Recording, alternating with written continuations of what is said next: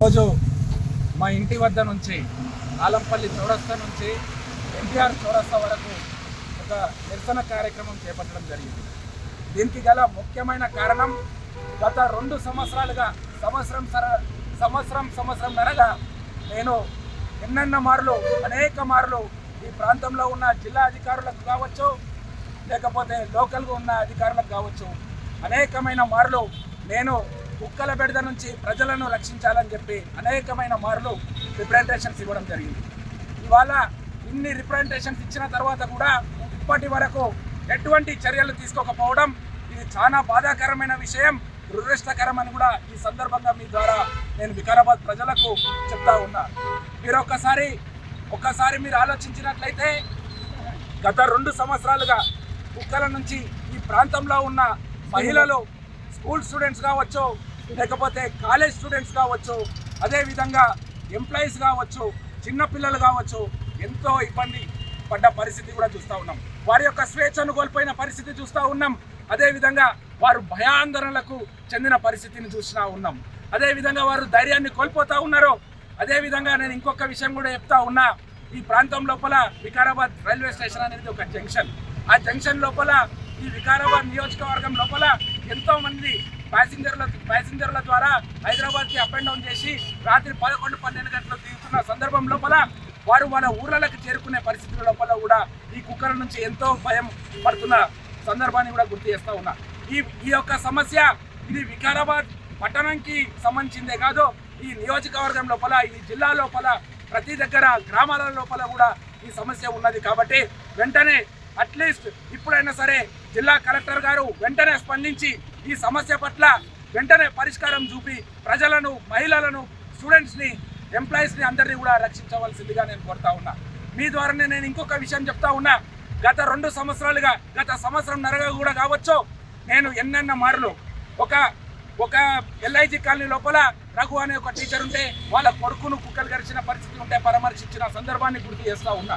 అదేవిధంగా lorry driver Yadagiri వాళ్ళ బిడ్డను కుక్క కంటి లోపల గరిచిన సందర్భాన్ని నేను గుర్తు చేస్తూ ఉన్నా. అప్పుడు కూడా పరామర్శిస్తే వారికి ఆ పేద లారీ డ్రైవర్ బిడ్డకు హైదరాబాద్లో చికిత్స పొందితే దాదాపు ₹1,00,000 పైన పెట్టుకున్న పరిస్థితిని కూడా నాకు చెప్పడం జరిగింది నేను పరామర్శించిన సందర్భంలో. అదేవిధంగా నేను ఇట్లా గుర్తు చేస్తూ ఉంటే గతంలో ఒక 3 నెలల కిందట నేను వికారాబాద్ గవర్నమెంట్ హాస్పిటల్ లోపల నేను పరామర్శిస్తే ఒక మద్లపల్లి గ్రామానికి చెందిన ఒక పేద రైతు కొడుకును ప్రైవేట్ పార్ట్స్ మీద కరిసిన సందర్భాన్ని కూడా నేను పరామర్శించడం జరిగింది. ఇన్ని సంఘటనలు జరిగితే కూడా మరి అధికారులు దేని కొరకు స్పందిస్తలేరు అని కూడా ఈ సందర్భంగా నేను వారిని ప్రశ్నిస్తూ ఉన్నా. సరే, ఇప్పటి వరకు జరిగిపోయినా అట్లీస్ట్ ఇప్పుడైనా సరే ఈ సమస్య పట్ల పరిష్కారం చూపుతారని నేను ఆశాభావం వ్యక్తం చేస్తూ బీఆర్ఎస్ పార్టీ తరఫున ప్రధానంగా డిమాండ్ చేస్తూ ఉన్నా అని కూడా ఈ సందర్భంగా నేను చెప్తా ఉన్నా. ఇంకొక విషయం, నేను నిన్న ఒక పేపర్ ఆర్టికల్ నిన్నగాక మొన్న చదివిన జిల్లా వైద్య అధికారి అంట. నేను ఒక పేపర్ ఆర్టికల్ ఏమొచ్చిందంటే కుక్క కాటుకు సంబంధించిన ప్రతి ఒక్క వ్యాక్సిన్స్ మన గవర్నమెంట్ హాస్పిటళ్లలో అవైలబుల్ ఉన్నాయని చెప్పడం జరిగింది. దానికి సంతోషం. కానీ ఆ కుక్కలతో మేము ఎందుకు గర్పించుకోవాలి, ఆ వ్యాక్సిన్ ఎందుకు తీసుకోవాలి అని నేను ఈ సందర్భంగా అధికారిని ప్రశ్నిస్తూ ఉన్నా. ఆ వ్యాక్సిన్లు ఇచ్చే బదులు ఈ కుక్కల బారిన మేము పడకుండా ప్రజలను రక్షిస్తే చాలా బాగుంటుందని కూడా ఈ సందర్భంగా నేను గుర్తు చేస్తూ ఉన్నా. నేను అదేవిధంగా జిల్లా కలెక్టర్ గారికి నేను ఇక్కడ నుంచి నేను చెప్తా ఉన్నా, కోరుతా ఉన్నా, డిమాండ్ చేస్తూ ఉన్నా ఏంటంటే ఆర్టికల్ 21 లోపల, భారత రాజ్యాంగం కల్పించిన ఆర్టికల్ 21 లోపల right to protection of life, right to Liberty అన్న 2 పదాలతోనే ఆర్టికల్ 21 ఉంటే మరి అలా కుక్కల బెడద నుంచి మనం స్వేచ్ఛ కోల్పోతున్నామా లేదా, మన మహిళలు స్వేచ్ఛ కోల్పోతున్నారా లేదా, మన పిల్లలు స్వేచ్ఛ కోల్పోతున్నారా లేదా, మరి అదేవిధంగా ఎక్కడైనా మనకు సెక్యూరిటీ ఉన్నదా అని కూడా ఈ సందర్భంగా నేను గుర్తు చేస్తూ ఉన్నా.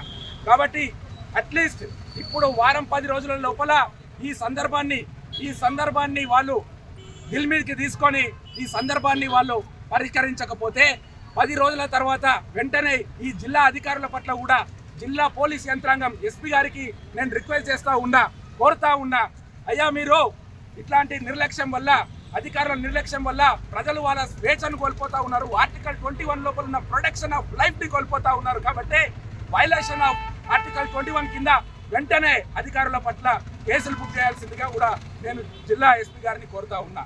మరి అట్లీస్ట్ ఇప్పుడైనా సరే అంత దూరం పోవద్దని నేను ఆశాభావం వ్యక్తం చేస్తా ఉన్నా. కాబట్టి ఖచ్చితంగా ఇది వెంటనే పరిష్కారం చూపాలని నేను కోరుతూ డిమాండ్ చేస్తూ మరొక్కసారి సేవ్ పీపుల్ ఫ్రమ్ టీఆర్ఎస్ రాష్ట్ర నాయకులు వారి ఆధ్వర్యంలో కూడా మరి రాష్ట్ర వ్యాప్తంగా జరుగుతున్నటువంటి యొక్క కుక్కల బిడత పైన చాలా హృదయ విరాకమైనటువంటి సంఘటనలు జరుగుతూ ఉన్నాయి. మరి వాటందరికీ కూడా చూసి ఈ ప్రాంతం నుంచి రాజేందర్ గారు ప్రేరేపితమై మరి ఈరోజు మరి వాళ్ళు భారీ ఎత్తున ధర్నా చేయడానికి ప్లాన్ చేశారు. వర్షం వల్ల కొంత అంతరాయం జరిగినప్పటికీ కూడా మరి ఎవరైతే శ్రేయోభిలాషులు ఉన్నారో వాళ్ళందరి పట్ల కూడా వీళ్ళందరూ వచ్చి ఇలా దండలో పాల్గొన్నందుకు ముఖ్యంగా నేను వాళ్ళ ధన్యవాదాలు చేస్తున్నాను. ముఖ్యంగా రాజేందర్ గారు మరి ప్రజాస్వామ్యంలో ఉన్నటువంటి ఆర్టికల్ 21 ప్రజలు జీవించే హక్కును కోల్పోతున్నారు. ప్రజలు మరి వీధి కుక్కల బారిన పడి మరి వారందరూ కూడా చాలా ఇబ్బందులు పడుతున్నారని చెప్పేసి ప్రజాస్వామ్య పద్ధతిలో 1 సంవత్సరంన్నర నుండి కూడా మరి ఉద్యమాలు చేస్తూ ఉన్నారు.